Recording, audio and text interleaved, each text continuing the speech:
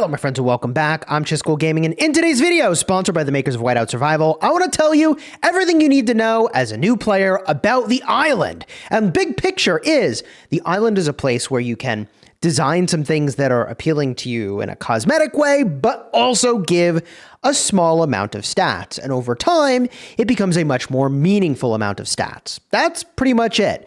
But there's a bunch of different things that I've learned as I've built out my island with this brand new account that actually have meaningfully accelerated my progress. And if that's the sort of thing you're interested in, consider subscribing to the channel because this account is relatively new. It's whaled, and about 2 weeks in, I'm 30 million power. I'm furnace level 30, and I plan to keep pushing. So consider subscribing if you want new player guides designed to help you get value and smash your enemies. Let's talk about the island.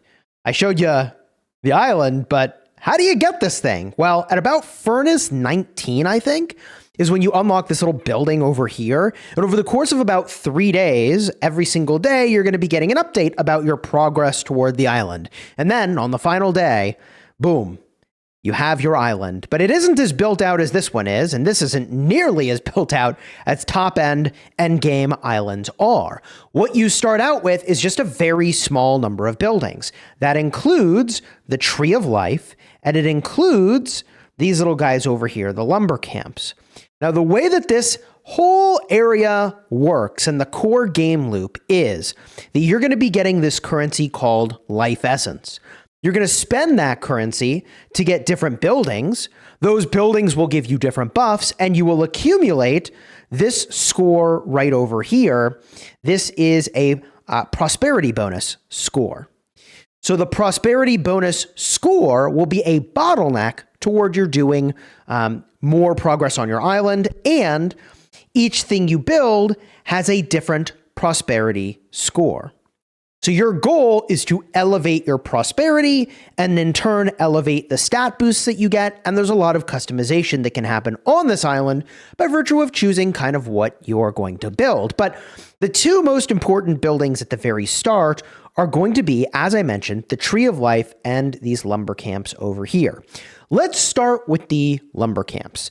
The lumber camps are going to get you, by virtue of chopping trees, this life essence. So you can see here, I can go collect life essence. I got a small amount here.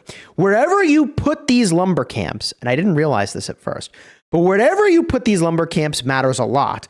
I used to keep them right next to my tree because I don't want to have to look around to tap stuff to collect them. I just, for efficiency's sake, put it all together. But as it turns out, they will chop trees close to wherever you put their camp. So when I have, as you can see over here, a little treasure chest over here that's going to give me a whole bunch of life essence, I put my lumber camp over there and the workers will chop toward that thing more quickly than if I just had it all the way in the center. So the first sort of pro tip here is put your lumber camps near where the action is. The action is those chests. Those chests give you a bunch of rewards. Now, for the sake of what? Well, okay, you're getting this essence, and one of the main ways you're going to spend essence initially, if you follow my recommendation, is to level up this building over here, the Tree of Life. The Tree of Life is something that you upgrade, and it gives you a very meaningful amount of boosts, okay? And there's even upgrade rewards here, which are not bad. Now, in order to upgrade your Tree of Life, you're going to need that prosperity score to be high enough, and then you're going to need to spend life essence to go and do that. So you can see I need 30,000 life essence in order to do my next upgrade, and I exceed the minimum prosperity score to do this particular upgrade. Now you see going from level 6 to level 7, I think is what I would be doing, is going to give me more life essence hourly output, which of course is good. It's just building up economy for my island. But also I get a 30% healing speed boost on top of the 5% troop attack boost I already have.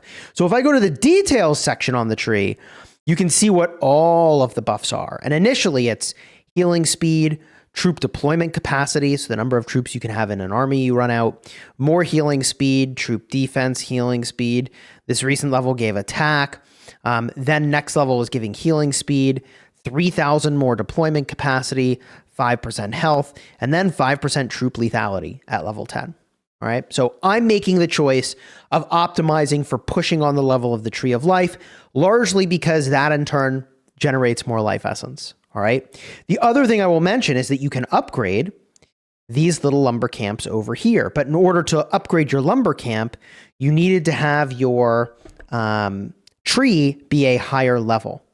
So the level of your lumber camps is going to be gated by the level of your tree. In my opinion, prioritizing leveling your tree and your camps is the way to go, because long run, that's going to give you a lot of efficiency. All right.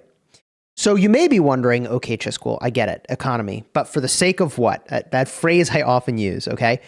For the sake of what? Well, ultimately, you're going to be picking these different buildings that you do, and these also give a bunch of stats potentially. So if I go into my building list, you're going to start with some very simple things that honestly are just cosmetic in nature. In fact, if we tap the little info button here, you can build a ton of these things, but they're not doing anything for you other than cosmetics, right?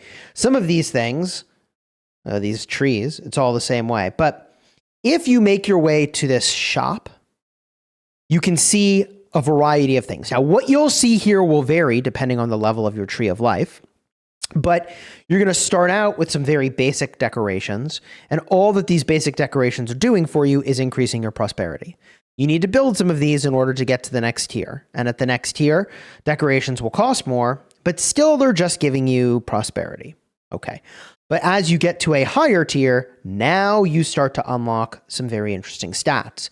At the blue tier, there are several things you'll get after you make a couple additional levels on your tree. You get things like resource gathering speed, meat gathering speed, which, okay, these I don't care about all that much. Wood gathering, coal gathering, iron gathering, construction speed I care about a lot. I care a lot about research speed, right? Like some of these buffs are very compelling. Training speed, very compelling. Hunting march speed, fine. Troops march speed, fine. Healing speed, decent. Troop deployment capacity, love to see it, right? So you start to get some really cool buffs, and then you get even better buffs, right? Infantry defense is pretty big. Big construction speed boost on this, right? And Lancer defense, marksman defense, that's not as important. But if you wanted to see the totality of what can be built, by the way, you can see here, I'm on the verge of unlocking these buildings, level 7. But if you wanted to see everything that can be built, we can go back in, I think it's to the shop. No, where is it? We'll go, okay. The bottom left button right over here. You tap that, you go to the guide. There it is. The guide shows you everything that can be built. And there's 4 categories of things. We looked at the basic stuff. And none of these have stats to my knowledge. We looked at vegetation. Some of these actually can have stats. And we looked at primarily at the stuff in the other section. So if you wanted to see what buildings are in waiting, you could see right over here, 10% infantry defense, 10% Lancer defense, marksman attack. Like there's a lot of cool stuff here. Okay. And this is all in waiting. There are limited time things that I'll talk about. One of those right now. It's the 2025 New Year Bell, where you can get 10% troop attack. Whew, I mean, seems pretty good if you're a rally or garrison captain, right? But you know, your average player probably doesn't need to push the level of that. But before I go into all of that, we'll talk about this limited stuff in just a minute. Let's talk about a huge mistake that a lot of people make. And I made this mistake and I was so frustrated initially because it set me back a little bit. The mistake that people make is the belief that like, oh, well, why not just build more fountains of joy, which give you a construction speed boost rather than upgrading it? Because upgrading one of these buildings requires more and more and more copies of the building. So to go from level 1, I guess to go from having none of a building to one of a building, you just have to buy it once. To go from level 1 to level 2, you got to buy it twice. 2 to level 3, you got to buy it 3 times. 3 to 4, you got to buy it 4 times, as you see here. But the boost I'm getting is the same as having built it the first time. So why not just build a ton of fountains?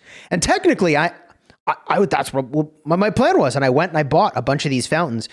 And I was like, wait, I'm not getting the buff for them. What happened? And there's something very important here. Next to each building, okay, do you see the type limit? The type limit tells you how many you have and how many can be active, okay? So you can only have one of these active, which is a pretty big deal, all right? It is a pretty big deal. So I had a bunch of these fountains down, but only one of them could be active. Well, that's silly, and I didn't know that was happening until I sort of figured it out. So my pro tip for you is to be mindful that you can't just slam down a ton of these buildings and have duplicates and get the reward. You need to keep very close attention to the type limit. And not everything has a type limit of 1, by the way. For example, these farmhouses have a type limit of 4, active 2. So I can have 4 of them active and I have 2 active. I think earlier I said the first number type limit was the number you have active. That's not right. The type limit is the limit you can have active, and then it shows you the percent or the number that is active. There we go. We got there. Okay, we got there. Active 2, type limit 4, basic farmhouse. So some of these decorations are limited in nature, some more than others. All right. So don't make that noob mistake that I made, which was a bit of a bummer. GG.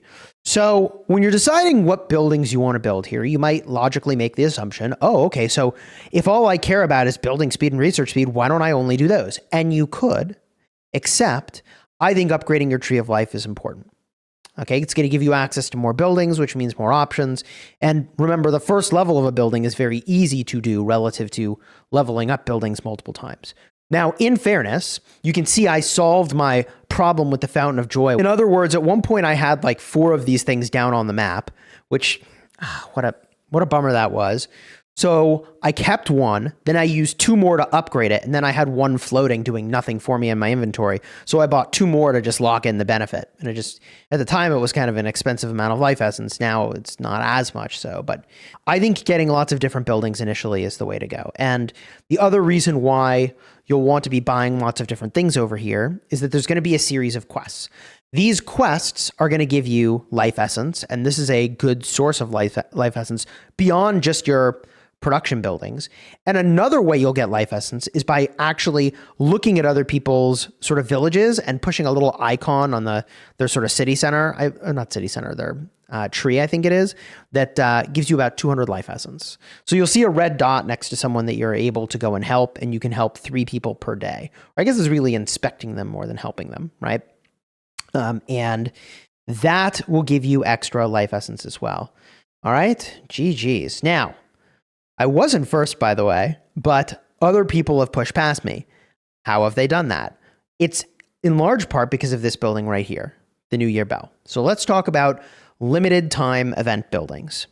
So this New Year's Bell is not available all the time. It's only available, as I understand it, during this New Year's event.